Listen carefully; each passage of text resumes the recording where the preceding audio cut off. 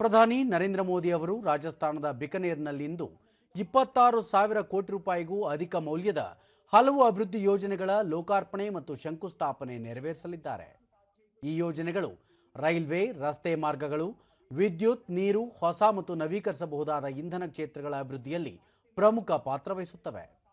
ಈ ಭೇಟಿಯ ವೇಳೆ ಪ್ರಧಾನಿಯವರು ಕರ್ನಾಟಕದ ಗೋಕಾಕ್, ಧಾರವಾಡ, ಮುನಿರಾಬಾದ್, ಗದಗ್, ಬಾಗಲಕೋಟೆ ಸೇರಿದಂತೆ ದೇಶದ 18 ರಾಜ್ಯಗಳು ಹಾಗೂ ಕೇಂದ್ರಾಡಳಿತ ಪ್ರದೇಶಗಳ 86 ಜಿಲ್ಲೆಗಳಲ್ಲಿ ಪುನರಾಭಿವೃದ್ಧಿಗೊಂಡ 103 ಅಮೃತ್ ಭಾರತ್ ರೈಲ್ವೆ ನಿಲ್ದಾಣಗಳನ್ನು ಉದ್ಘಾಟಿಸಲಿದ್ದಾರೆ.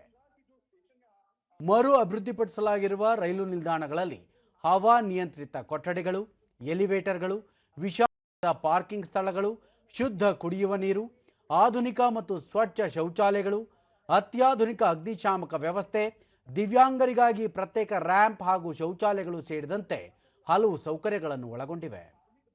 ಆಧುನಿಕ ವಾಸ್ತುಶಿಲ್ಪದ ಜೊತೆಗೆ ಸಾಂಸ್ಕೃತಿಕ ಮತ್ತು ಐತಿಹಾಸಿಕ ಪರಂಪರೆಯನ್ನು ಮಿಶ್ರಣ ಮಾಡಿ ಈ ರೈಲು ನಿಲ್ದಾಣಗಳನ್ನು ವಿನ್ಯಾಸಗೊಳಿಸಲಾಗಿದೆ.